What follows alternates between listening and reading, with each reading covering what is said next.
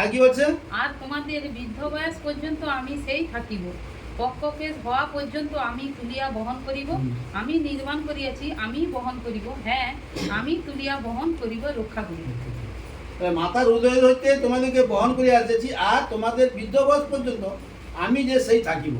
তাহলে মাতার চুল যখন আমাদের পেকে যাবে তখনও পর্যন্ত সেই পরমেশ্বর পিতা আমাদের সঙ্গে সঙ্গে থাকবেন, আমাদেরকে রক্ষা করবেন কিসে? আর সমস্ত বিপদ আপদে। তাহলে আমাদের কি করা উচিত? যে আমরা যেন সর্বদা ঈশ্বরের সঙ্গে থাকি। যারা অবশিষ্টাংশ আছে তাদেরকে চেতনা দেওয়া হচ্ছে, যারা যাবে যাবে যাক, যারা আছে বর্তমান তাদেরকে বলছেন। আর পক্ষ কেস হওয়া পর্যন্ত আমি তুলে বহন করিব আর রক্ষা করিব।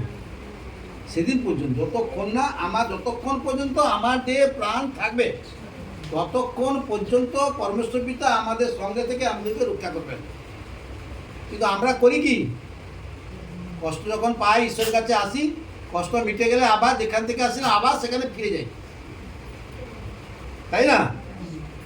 তোমরা আমাকে কাহার সদৃশ ও কাহার হ্যাঁ, সমান তোমরা করিবে? আমাকে কাহার সদৃশ ও কাহার সমান করিবে, কিংবা কাহার সহিত আমার উপমা দিলে আমার পরস্পর সমান হইবে। কার সঙ্গে তুলনা দিবে?